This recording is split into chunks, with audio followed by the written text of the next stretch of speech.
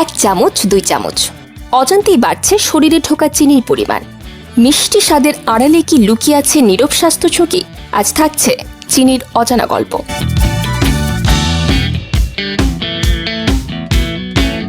সকালের 1 কাপ চা, অফিসের কফি, দুপুরে কোমল পানীয়, বিকেলে কেক কিংবা বিস্কুট, রাতে খাবারের পর 1 টুকরো মিষ্টি। দিনের শুরু থেকে শেষ কোনো না কোনোভাবে বাড়তি চিনি থাকছে আমাদের খাবারে।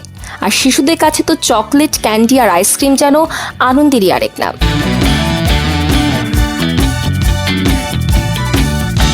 কিন্তু এই আনন্দের আড়ালে কি বাড়ছে ঝুঁকি?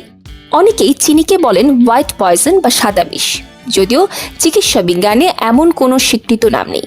তবে চিকিৎসক ও পুষ্টিবিদদের সতর্কতা স্পষ্ট, নিয়মিত ও অতিরিক্ত চিনি খাওয়া শরীরের জন্য ক্ষতিকর। রিফাইন্ড চিনিতে নেই বললেই চলে ভিটামিন, খনিজ বা খাদ্য আঁশ, বরং এটি দ্রুত বাড়ায় রক্তে শর্করার মাত্রা। আর নিয়মিত অতিরিক্ত চিনি খাওয়ার অভ্যাস ডেকে আনতে পারে স্থূলতা, টাইপ 2 ডায়াবেটিস, উচ্চ রক্তচাপ, হৃদরোগ, ফ্যাটি লিভার এমন নানা স্বাস্থ্য সমস্যা।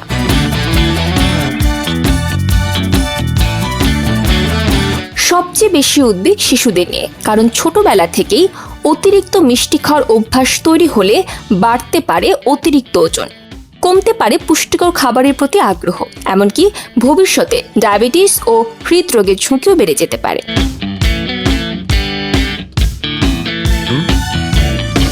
বিশ্ব স্বাস্থ্য সংস্থা বলছে, শিশু হোক বা প্রাপ্তবয়স্ক, খাবারে যোগ করা চিনি দৈনিক মোট ক্যালোরির 10% কম হওয়া উচিত। আরও ভালো স্বাস্থ্যের জন্য সেটি 5% নিচে রাখার পরামর্শ দিয়েছে সংস্থাটি। অন্যদিকে আমেরিকান হার্ট অ্যাসোসিয়েশনের পরামর্শ, 2 বছরের কম বয়সী শিশুকে বাড়তি চিনি না দেওয়াই ভালো। আর 2 বছরের বেশি শিশুদের ক্ষেত্রে প্রতিদিন যোগ করা চিনি 25 গ্রাম, অর্থাৎ প্রায় 6 চা চামচের মধ্যে সীমাবদ্ধ রাখা উচিত।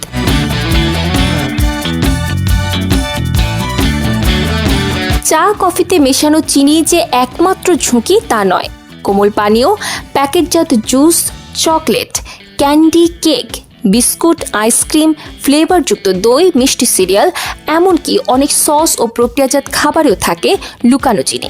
ফলে বুঝে ওঠার আগেই প্রতিদিন শরীরে ঢুকে যাচ্ছে প্রয়োজনের চেয়ে অনেক বেশি চিনি।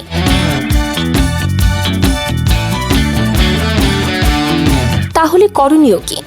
বিশেষজ্ঞরা বলছেন, মিষ্টি পুরোপুরি বাদ দেওয়া নয়, বরং নিয়ন্ত্রণে আনতে হবে এর পরিমাণ। কোমল পানির বদলে পানি বা তাজা ফল, প্যাকেটজাত খাবার কেনার আগে লেবেলে চিনির পরিমাণ দেখে নেওয়া, নাস্তায় ফল, বাদাম ও পুষ্টিকর খাবার বেছে নেওয়া, আর ঘরে তৈরি খাবারে অতিরিক্ত চিনি কমানো। এসব ছোট ছোট অভ্যাসই কমাতে পারে ভবিষ্যতে বড় স্বাস্থ্য ঝুঁকি।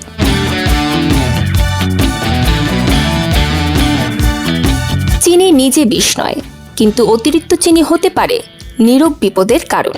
তাই মিষ্টি হোক পরিমিত, অভ্যাস হোক স্বাস্থ্যকর, কারণ সুস্থ জীবনের শুরু হতে পারে আজকের একটি সচেতন সিদ্ধান্ত থেকেই।